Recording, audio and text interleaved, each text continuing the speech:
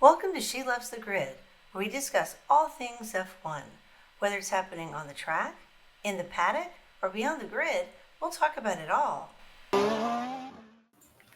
And welcome back after the summer and a good race. That's true. It's good our way to first come one back. since the summer. It is. It's our first episode since the summer. So welcome back. Hello, Diane. Hello, Claire.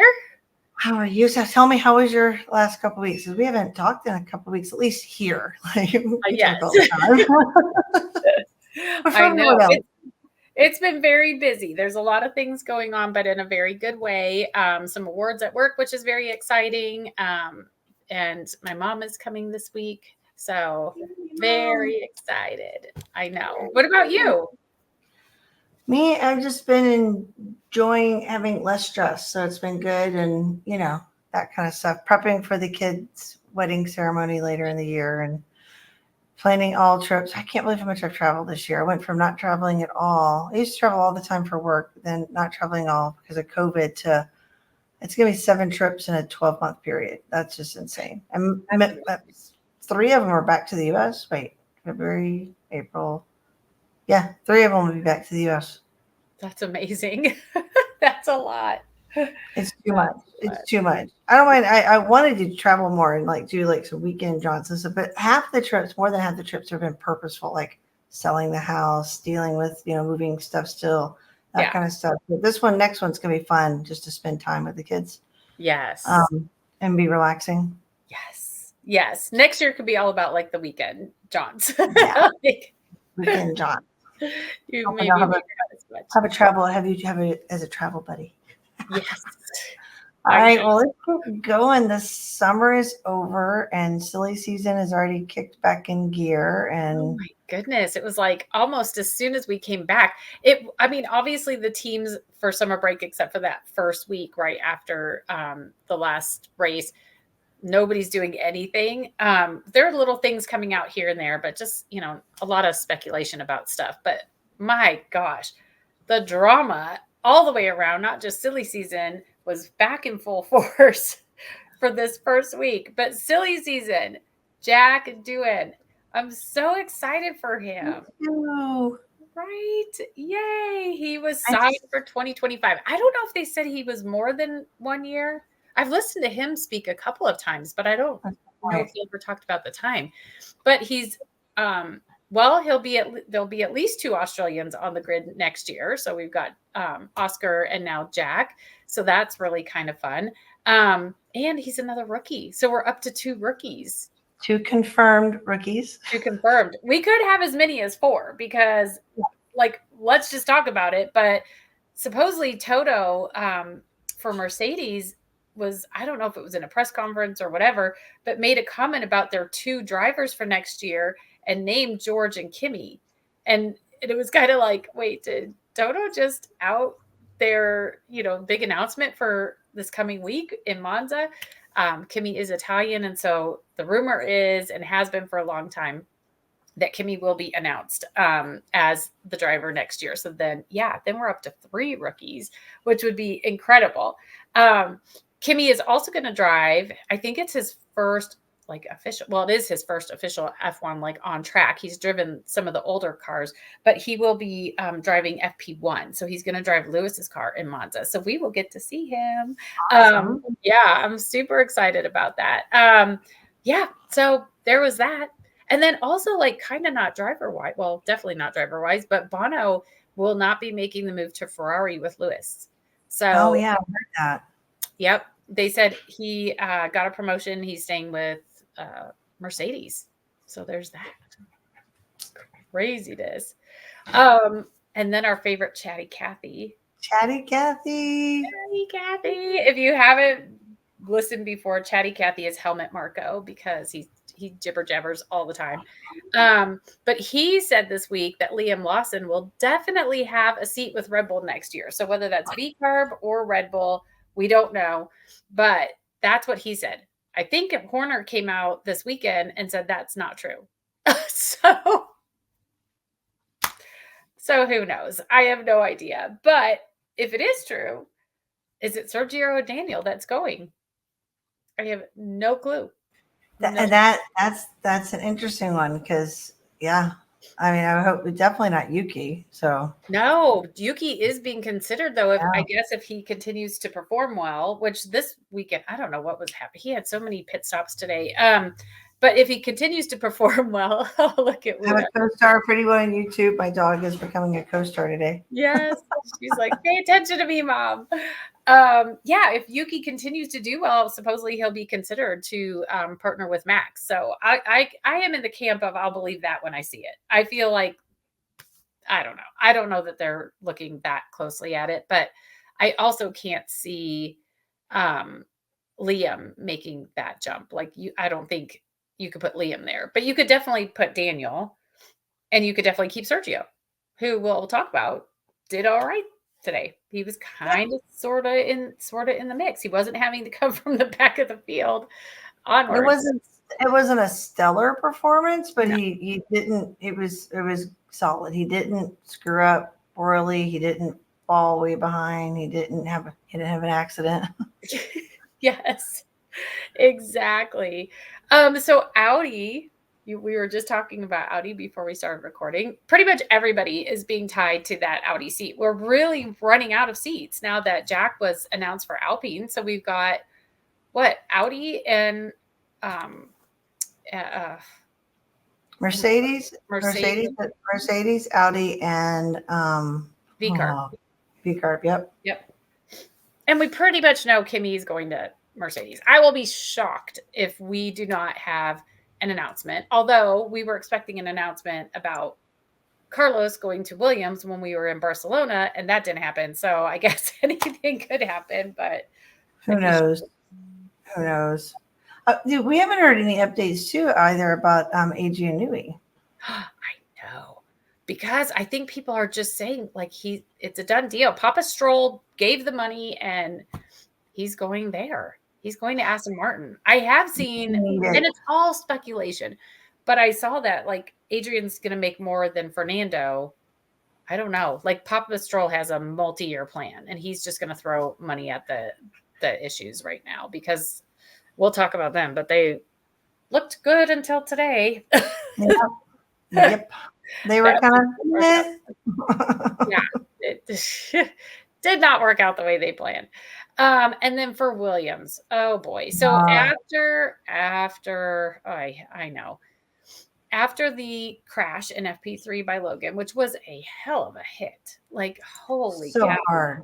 It was insane. And we'll talk about that a little bit more. But apparently after that, so there were rumors, remember, before we went on break that he might not be back after the break.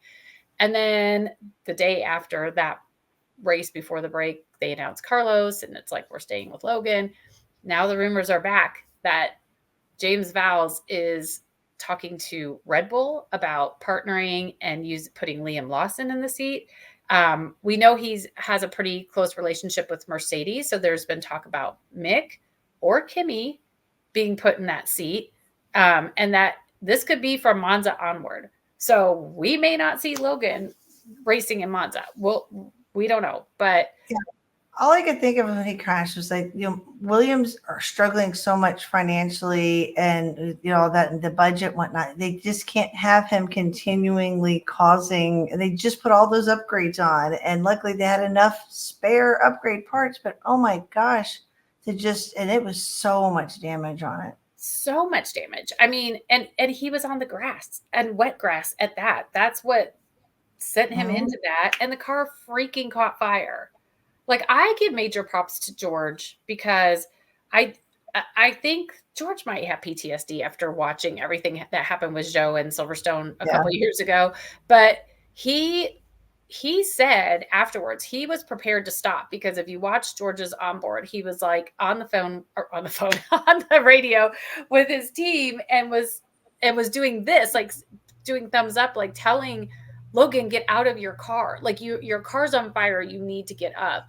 And he said he was fully prepared to stop to make sure that Logan got out of the car because he didn't know. I mean, he's coming around the corner. He doesn't know if Logan is conscious, if he's okay. And obviously the marshals can't come out until they get the all clear. So like George was ready to step in. I always appreciate that about George, is he does seem to care about the other drivers and is willing to help if he needs to. But Absolutely. Yeah, that was crazy. But yeah, that's a tough one because I mean, he started 18th, but he would have been 20th had it not been for the Albin issue and the was it K-Mag? Yeah, K-Mag, yep. So he would have been P20 again, and then he did pull himself up from P18 to P16. We had a couple of oddities with like Yuki and I forget who else that just kind of threw everything off. So he's just not performing, and then you're causing damage. And how many races? I mean, yeah. Oh my gosh. What do they call that? The deconstructor? Yeah. Like breakings, like he's definitely there. I honestly thought, what goes through his mind when that he's spinning? I mean, is he thinking like, F my life? Like here it goes again. I'm crashing again. Like he knows where he's at with the team. He was a good I'm not going to say like he's not a good driver anymore. I just don't think F1 is for him. And like he was successful in the lower, classes, but it's like F1 is not for him. And I wonder if he's just like counting down the races. Like let's get over with. Like I can't do this anymore. Oh, poor Logan. Yeah, maybe IndyCar. I think we talked about that before. Maybe Indy's good for him, or something. Maybe like the extreme, like WEC stuff. Like, I don't know.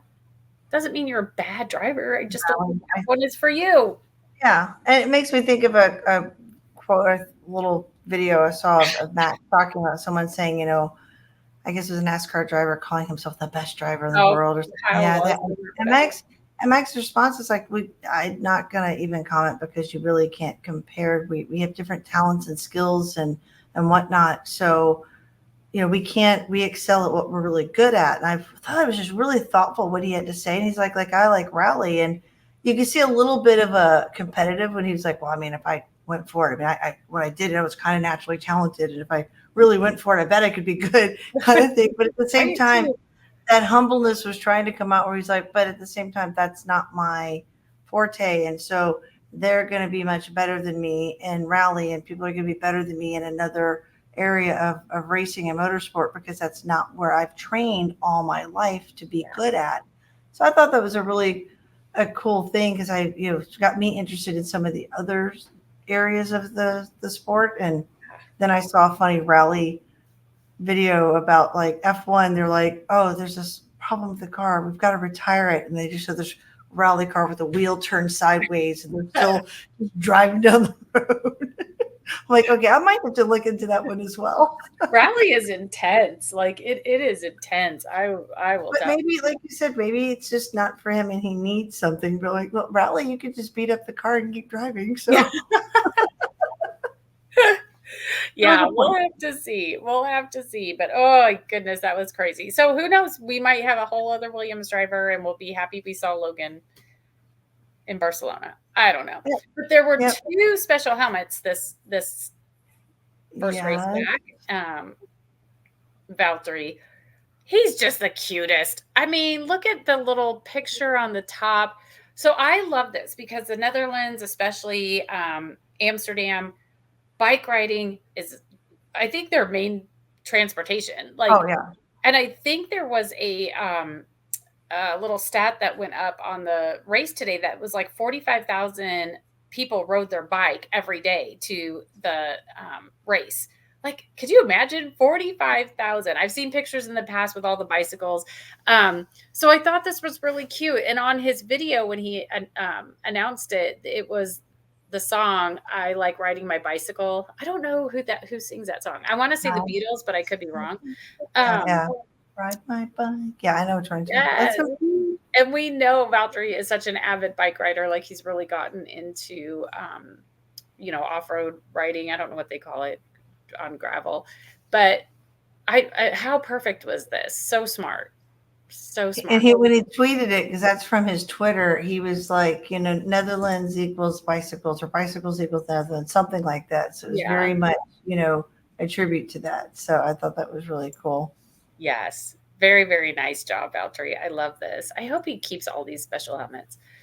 And then Nico. So I love the Nico's, colors. I do too. Like the stars, and it's like paint splatter, and it's orange and blue and red. And yeah, I mean, the Netherlands colors. I love this so much.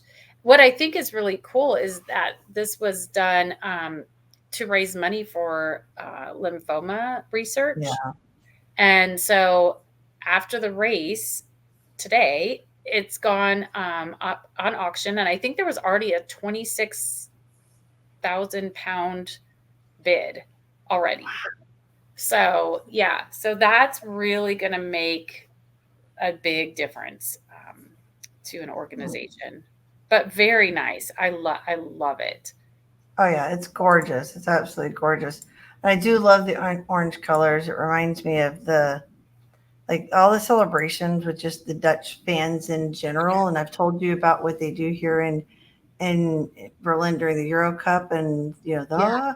there's video of them doing it in the fan zone at the F1 race. Oh, I'll send it to you. I was loving it. I was like, oh my gosh, I have to go next year because I just want to be in the orange crowd. I might be wearing this for my orange, but in the orange crowd. that's okay.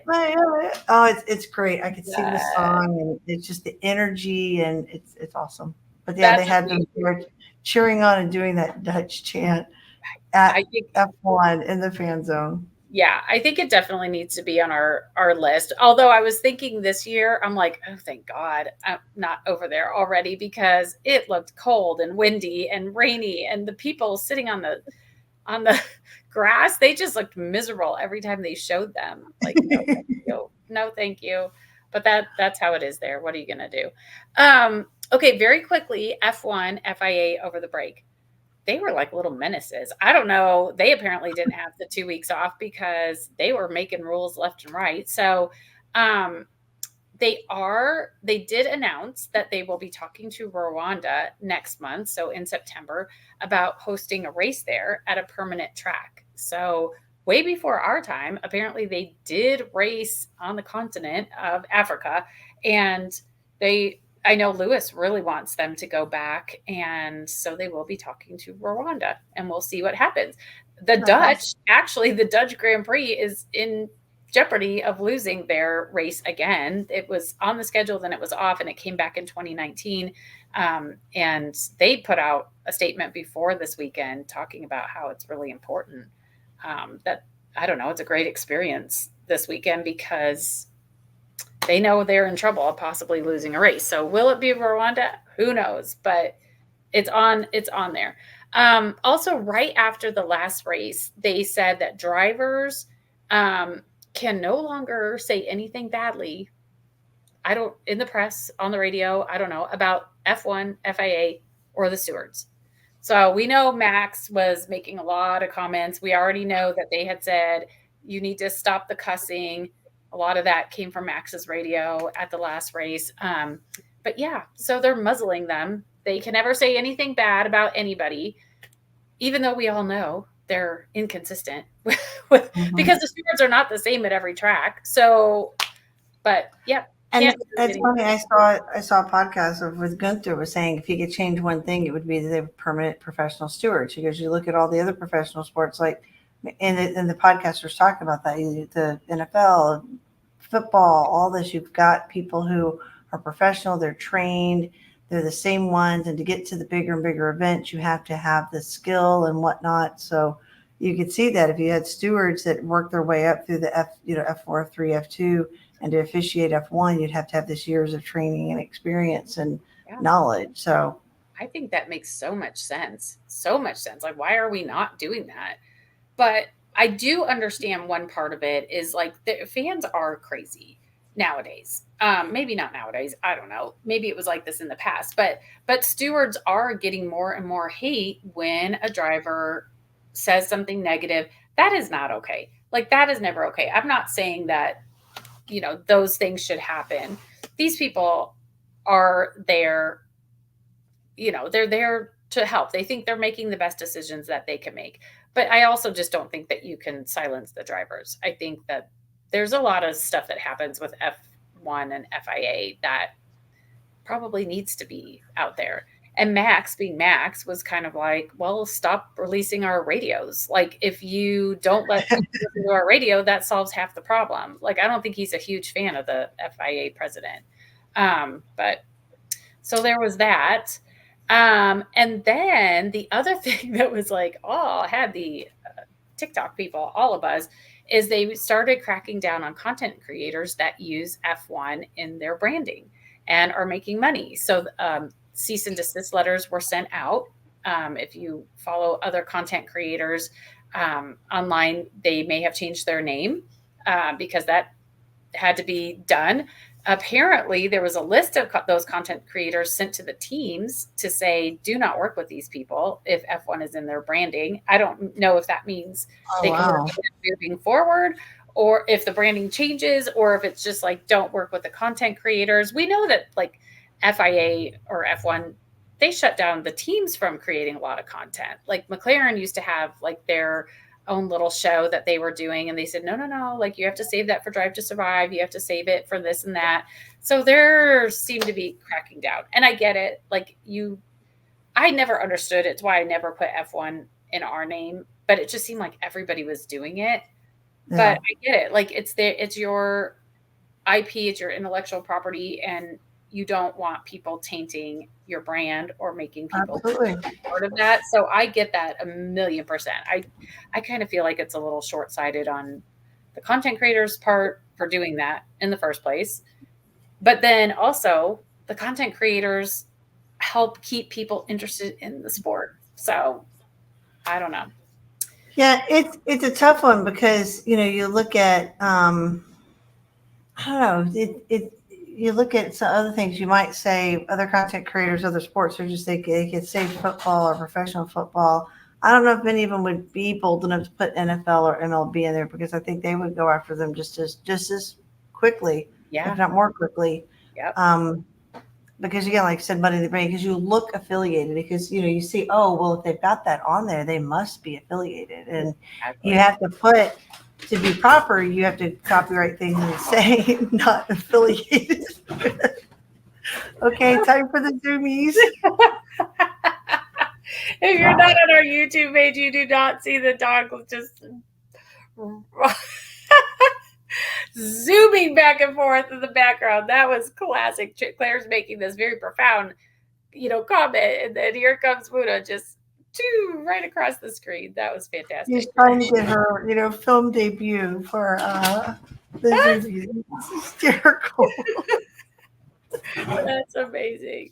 No, I agree with you. I mean, think about like Disney, the NBA has gone after people like crazy. I'm sure Major League Baseball and NFL, of course not. I mean, think about the Super Bowl. They don't let anybody, like even, Doritos or whoever, like you cannot say Super Bowl. Like you have to say the big game or something along those lines. I totally get that. But it's like, kind of like, why now?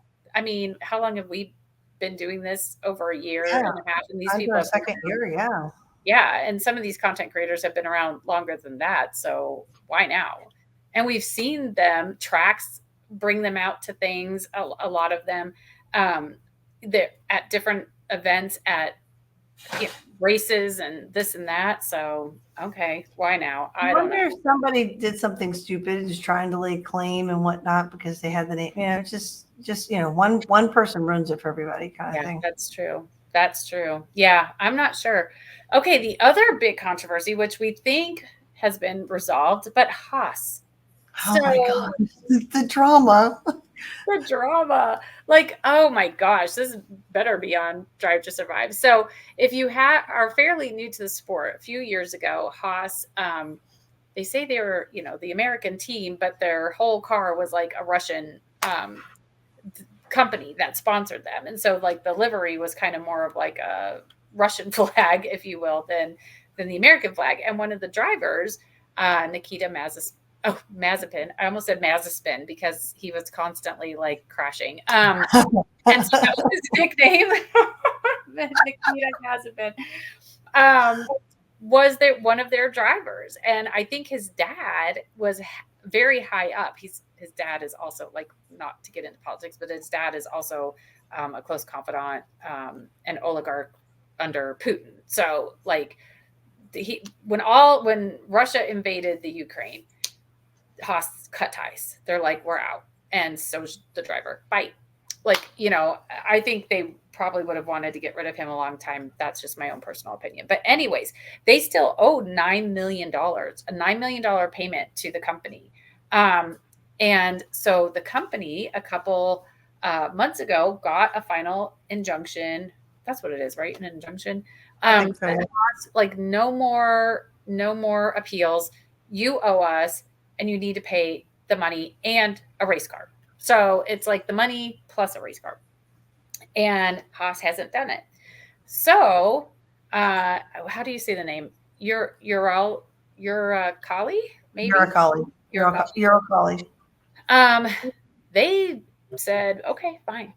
They went to the Dutch authorities and said, here's all the stuff. They were going to take the assets, basically. And so the police, I think like there were several different agencies from the Netherlands that went in, and they did an inventory of everything from the car to the parts to the tools to the RV thingy that, their hospitality, everything. They took inventory of it all because they were blocking them from removing any of it. So all this week, people are like, are they going to even be at Monza? Will they have cars? What's happening? We don't know. So the team principal, he did say, yeah, we owe them the money. Yep, we know. We don't know what's going to happen yet. They're working on it. But then right before we came on, Claire looked it up and... Yeah, apparently, according to Gene Haas, and this is according to motorsport.com, that he did send the money. They sent the money on Friday, but because of, the process and transferring funds and the holidays that, it's taking time to get it approved now or acknowledged whatnot. Now, two things. One, okay, why do we wait till the last minute till our stuff was being threatened? But two, that's truthful because, me being in Germany and still paying some U.S. bills, especially when I had our house, I would have to transfer money. We're only talking a few grand, right? A few $1,000s to move between my German account to my U.S. account, converting from euros to dollars. And you would imagine $9 million US dollars converting to whatever it needs to, going through the wire process and all of that. That takes time. Mine would take, if I paid a fee and rushed it, I could usually get it within a few hours. But if it was over the holiday, again, with the banks, and the banks, they credit things, it might not show up till the next business day. And so, if I set it on a Friday, I might not see it until Monday. Yeah. And I think you said today after the race, they packed up like normal.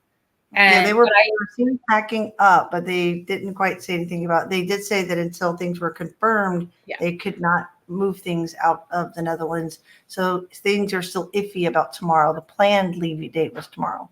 Yeah. So they may have to hoof it. At least it's only going to Milan, so not too far. But even if they're behind a day, usually the place is set up, the hospitality, I don't know what they call them, not RVs. I don't. Yeah, but anyways, the hospitality things, like those are usually, they start setting those up Monday, probably Tuesday at the very latest. So I mean, you've got teams coming in on Wednesday for press on Thursday, like different things. So they may be really pushing it. Yeah, really pushing. I mean, it's only, I would imagine they've got their own private jets and stuff to haul all that stuff, right? So, but they may have to on this occasion. And Haas, true. They may have to on this occasion, like contract something to get things out last minute. But for Netherlands to Italy, it's a few hour flight, so it's not going to be too bad once they can get out. If they can get it on a flight, I would think most of that stuff is transported by truck in Europe. Like, I don't know. You're right. They might just have to put it on a flight regardless. So that's even more money out the door. So guess what? Like, we probably won't have upgrades for a minute. Gina is probably pushing the air right now. Like, dang it, there goes my $9 million. I think, didn't they say that because of the sanctions and stuff, like that's why they hadn't paid it? That's what they were saying. They were saying that they were like waiting because, there's a lot of sanctions, especially for the U.S. and, with Russia and whatnot. So yeah, that was the claim, but they're basically like, no, that's not a deal. So the courts are like, no, you can't get away with it. Your Crowley was not putting up with that. Yeah. Well, there you have it. This weekend was an F1 Academy weekend. Sadly, I didn't get to watch. I looked it up. Thank you. I think it was Dorian had a pole position. Abby, I think, had a pole position. I know they had to run one of the races today because yesterday it was just the rain was going sideways, so they couldn't race. Abby won the first race and Dorian won the second race. So Abby Pulling won the first race and Dorian Pond won the second race. Nice. So I mean, they're both up there really high in those standings. So I think, and they were the poles of their respective races that they won. So You're right on that for sure. Okay. Nice. So there we go. Yeah, I would see it like go off, and I was like, oh, I should try to jump on there, and then I was doing other stuff. I know. I'm so bummed that I missed it. Maybe that's what I'll do today while I'm cleaning is turn those on because I wasn't even watching F1, FP1 and FP2 on Friday until like 6:00 at night my time. I did not have time to sit down and watch it. So maybe that's what I'll turn on today. I'll catch up on all of that. Well, let's get into it. So, speaking of them, like there to me, there was other than the red flags, and then we had the rookie driving, but there's nothing else. Practice was practice. I mean, it was interesting because there was rain, and then was it going to be raining on race day, and we're going to try the wets and the inters, and I still don't think that we already talked about Logan's crash that I don't think they should have sent him out, but anyway. Oh, like you don't think he should have gone out to practice? Because if he was struggling, I don't know. I don't know what the purpose of it was for them to go out. It was raining. It was wet, and it's like it wasn't representing race conditions. So you're not going to get data for race conditions.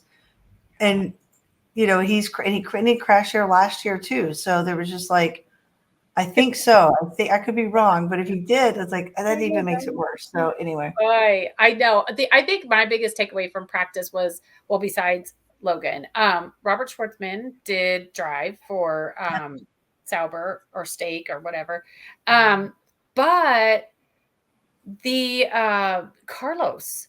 So he really did not get a lot of time in, especially FP2, I think was the only really dry session.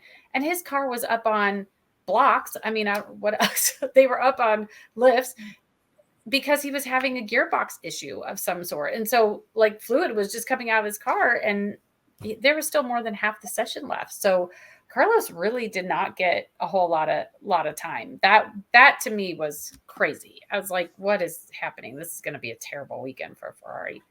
And Saturday didn't help my feeling on that. It just didn't. Yeah, and then like I said, you had the FP1 that was pretty cool having Robert Schwartzman out there. Then FP2, Nico had his right rear lockup that had a red flag for a short period of time, and then basically FP3 was a 17-minute practice session. Yeah, because it happened at 45 minutes, 15 minutes in, and then they didn't resume until 2 minutes left for everybody to go practice starts, basically. That's right. Oh my gosh. Yeah. I mean, compared to Nico's, his crash, like they were able to get that out and start all over. I was kind of thinking like, it's kind of sad that whatever that company is called was trying to do inventory. I'm like, they were going through gearboxes and front wings and all kinds of stuff. Cause Nico kept running into things off the track. Like, okay, take that off the inventory list. Take that off the inventory list, unless you want all this broken stuff. Gene Haas going, that's one less thing you can have. That's right. It's a piece of crap now. Yes, that's all I was saying. Like, you could have that race car, the one that just crashed into the barrier. That's the one you get. It was pretty fascinating. The two things that I thought was interesting about Logan's crash was, one, it was really fascinating to watch how much they had to do to repair this part, because a lot of crashes we've seen have been in a more flexible wall, like with tires and what, but that being with that steel barrier, them having to do that deep repair to make it sure it was safe. So that's why it took so long. That's why we were out for so long. But the conversation that a lot of the commentators were talking about, sportscasters, were that if Logan's damage was to a certain safety element, and because of the fire and all that, the stewards could have deemed, FIA could have deemed this car needed to wait like 24 hours. There to be like a 24-hour period for the repair, and they couldn't do a quick repair and try to get him into qualifying. So there was some question in even that and whatnot. So I just thought that was really fascinating that they're really good about, like, if it's a substantial enough damage, don't rush it. Yeah. You gotta give 24 hours to make sure that you're taking, I guess, the appropriate time. And I don't know if it's certain welding or whatever they've got to do. They didn't go into the full specifics, or I missed it, but yeah, I thought that was interesting. That's very interesting. And they were really trying to get him into into qualifying. But I mean, there's not that much time between FP3 and qualifying. I just don't think ever. Yeah, that's all.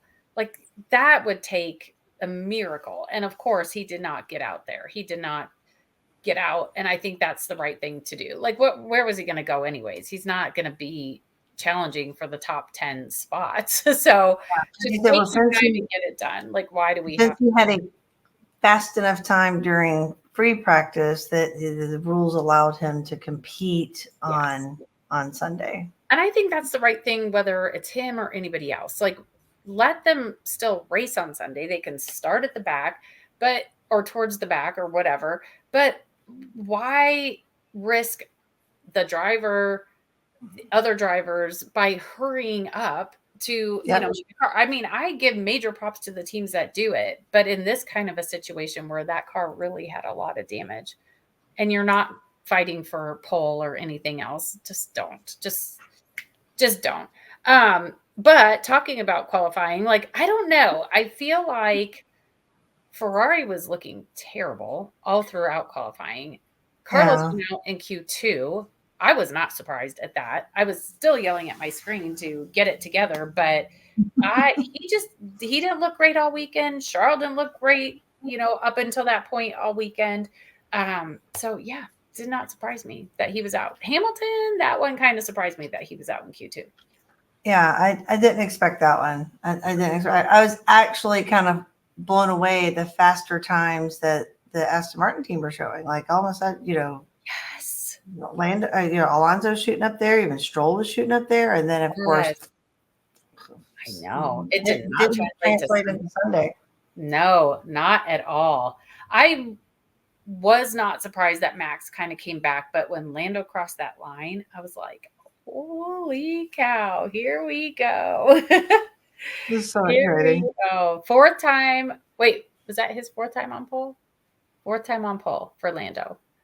So good for him. Like, a lot of that stuff is coming up. But overall, Ferrari, I thought, crap, are we going to be a midfield team now? Like,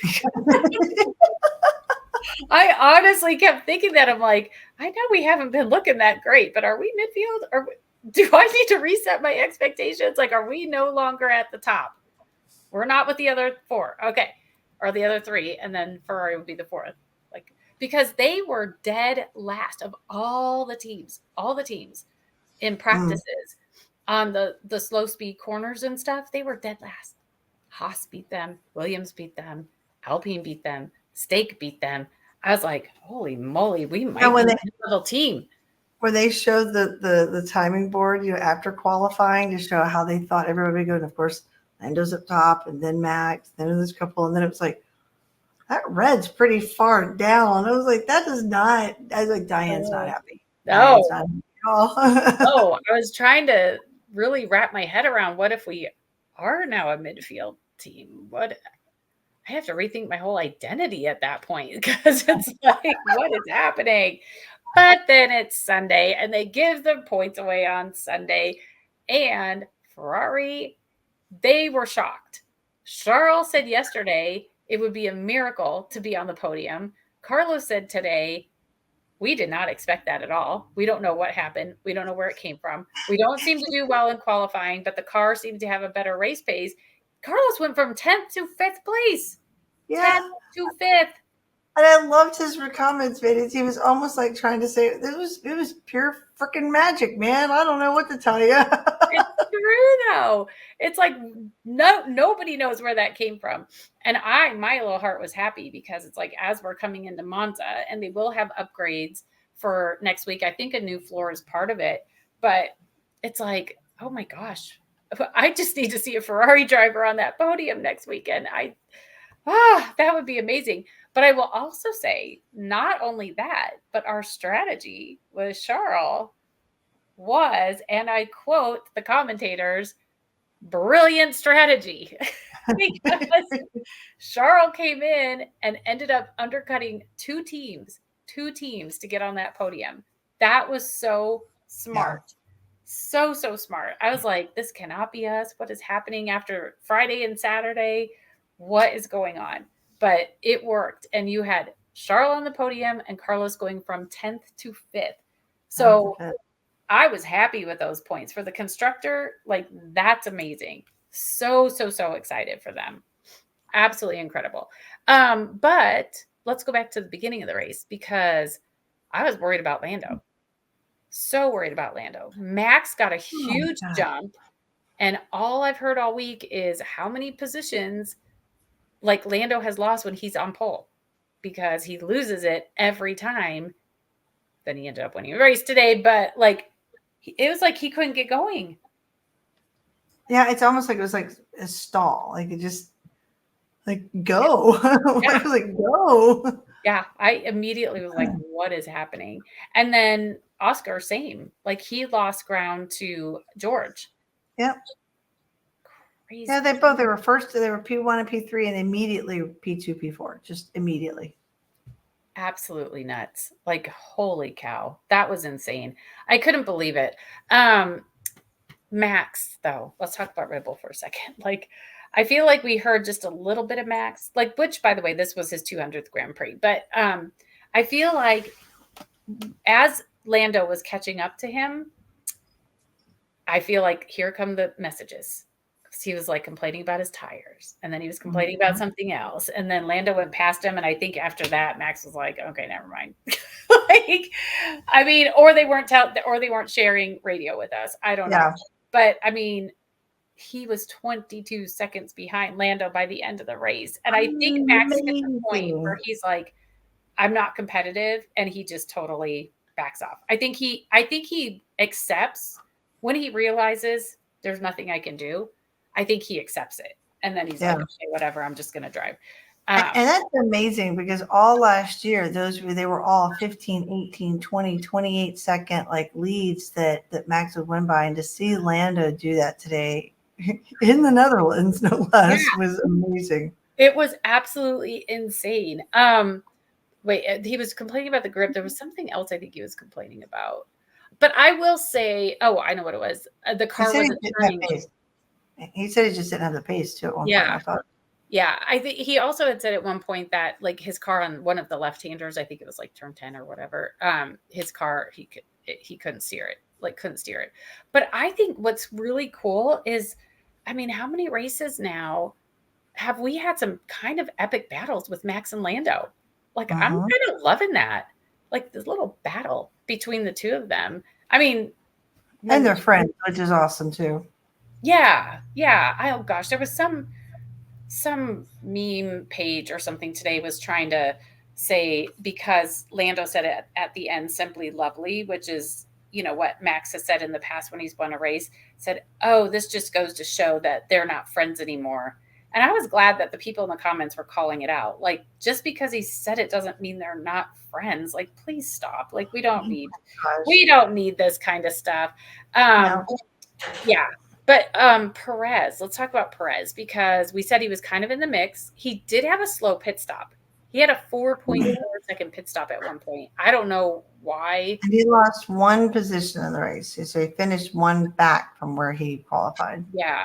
And think about him, like, I swear lately, and even last year, he was starting towards the back and then having to work really hard to get himself up. This time he started kind of in the middle and he finished in the middle, and he had a couple good battles, but he couldn't hold Charles off at all. And then Oscar couldn't hold could catch up with Charles. But I mean, it was a decent weekend for Checo. So I mean, he's still six places behind Max and 156 points behind him. I mean, at this point, you just have to let him finish out the year, probably. But he needs to start making up more points for sure. For sure. Let's talk about Haas very quickly again. So, K-Mac, did you see the part where he's on the straights and 5 cars just start passing him on both sides? It was like, I missed that. you did it? Oh my gosh. It was like Albon and Gasly and both Aston Martins. I think now I remember, yeah. And it was like Albon first was like, peace out, and started overtaking him. And then everybody started coming up on either side. And at one point, I think there was 3 cars straight across. I was like, oh gosh, Kevin, like just like let off the gas or something. Let these guys go through. That was a little bit insane. But Nico went 50 laps on the same tire. That's crazy. I don't remember where he ended up. Was he in the points? I feel like he was in the points and Kevin was way down. 11th. He just missed out. He just missed it. Fernando got past him and Fernando got to the last point. Wow, Fernando, that's pretty awesome. But yeah, 50 laps on the same tire, which at the beginning of the race they were saying like, it's windy and like there are different things. The track it's going to be really tough on the tires. So he did pretty darn well, I would have to say. V-Carb, I mean, I just don't think they looked great. And I started to think, like, remember last year when we were hearing that they were going to have a lot of the RB19 parts? And we were like, ooh, what if V-Carb is like up there and they're in the top tier? That hasn't happened. Yuki had 2 pit stops by lap 38. Like, come on. They started off so. I mean, they're midfield in the constructors, but still, it's just not as flashy as we thought it was going to be. No, not at all. And then speaking of Aston Martin, yes, they looked great on Saturday. Today it did not go well. I'm so happy that Fernando got a point. That's absolutely amazing. Stroll had a 5-second penalty because he was speeding in the pit lane, which I think should also be a point on his super license. Probably. Yeah, I think that's a no-brainer on that one. But yeah, it's just, I mean, how disappointing is that?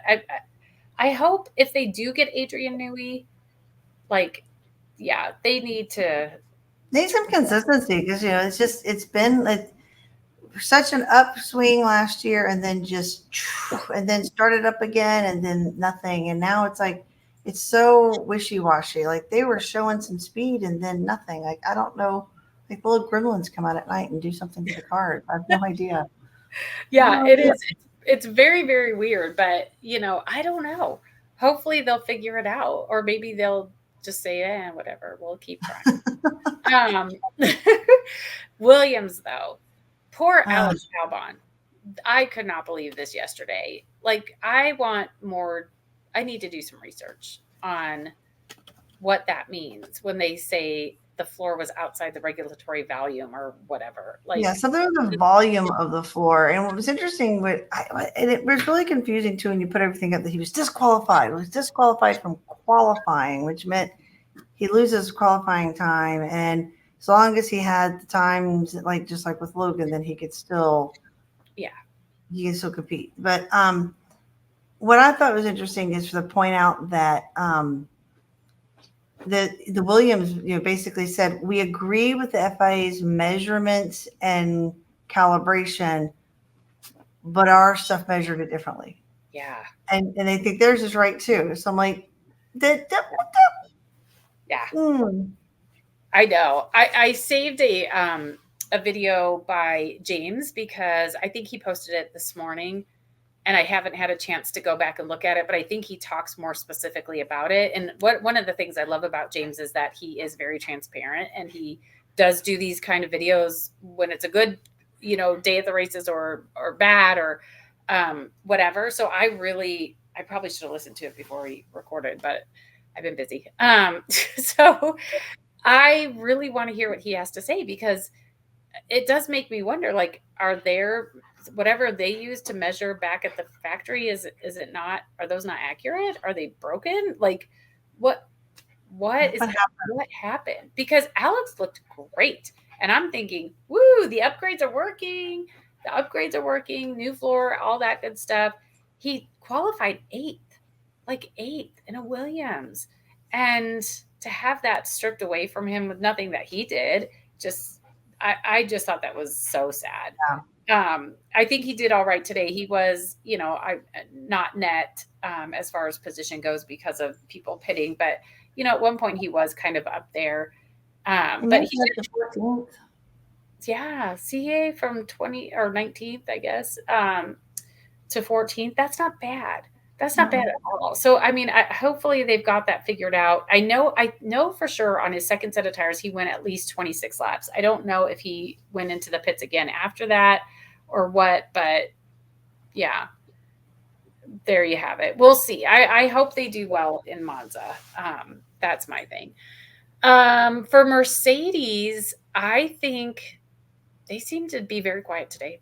I mean, Hamilton was making moves for sure. He ran that soft tire for probably, hang on, I wrote it down, 24 laps.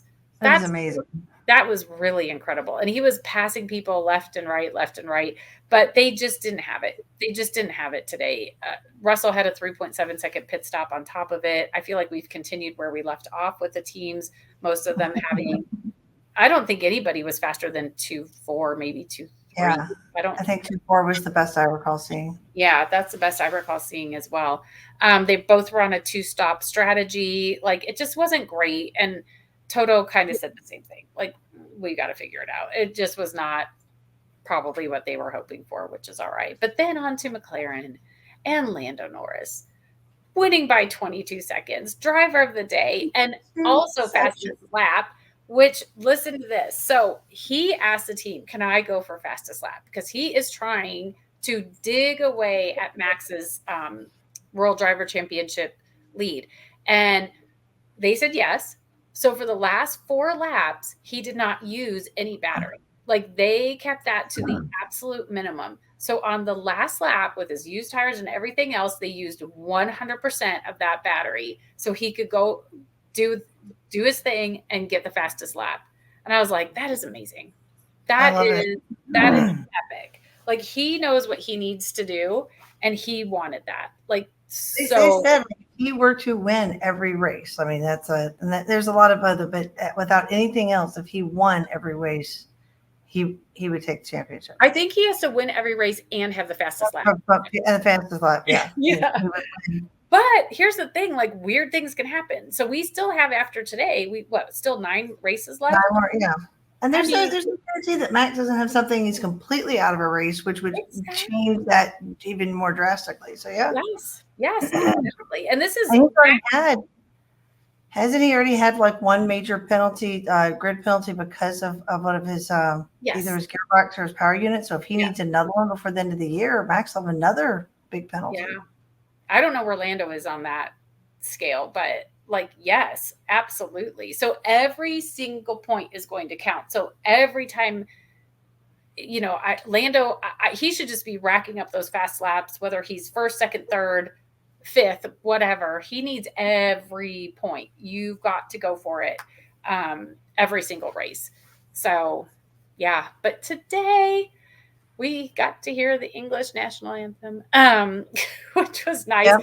I think this is 5 races where Max hasn't won, but he's on the podium. Charles on the podium for the 2nd race in a row. Amazing. Oscar, I think he probably is a little sad about his weekend overall. We haven't really talked about Oscar, but he felt he could have done a lot more on his last qualifying lap. It just didn't work out. And then today he just could not get past Charles holding off the McLaren. Like, in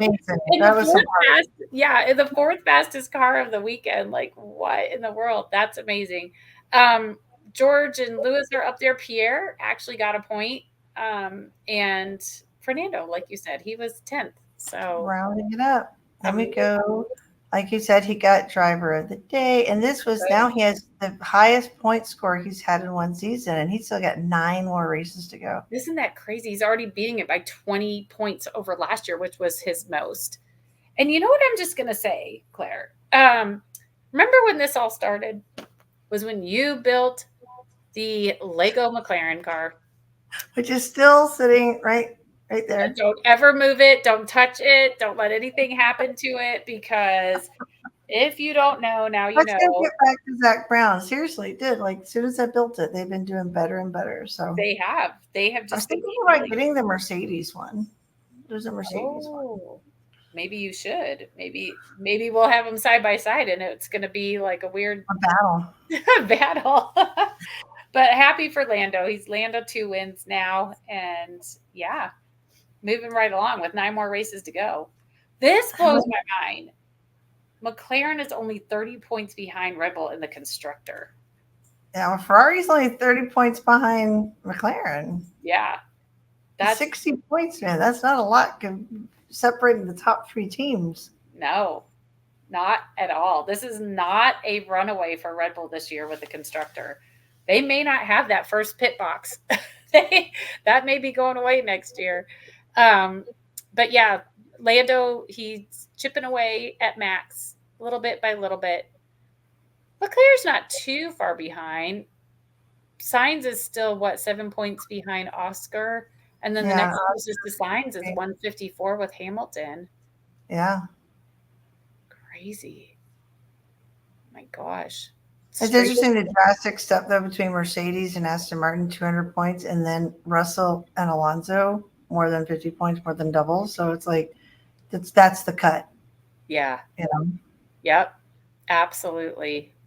And it's all the same teams, 4 teams. Yep. 4 teams. Oy, ay, ay. All right. Well, next week, do we have anything else? Monza! Next week. Cathedral of Speed, the Temple of Speed. I don't know. I feel like it has a million names, but guess what? It's the fastest track on the calendar. 53 laps. I heard them say today, it's over before you know it, because it's so fast. That's going to make it easy for us to hopefully get dinner then. But yes, this is also, we'll be together. We'll probably have a short recording like we did last time. Probably a little jump in too. You know, but yeah, I'm looking forward to it. We're recording on Sunday. This will go out on Tuesday. And the next day you're jumping on a plane. Yep. I will be on a plane, and then in Milan on Thursday. I am so excited. All my Ferrari stuff is already packed. I feel like I could bring even more, and I might throw some other stuff. It's going to be warm.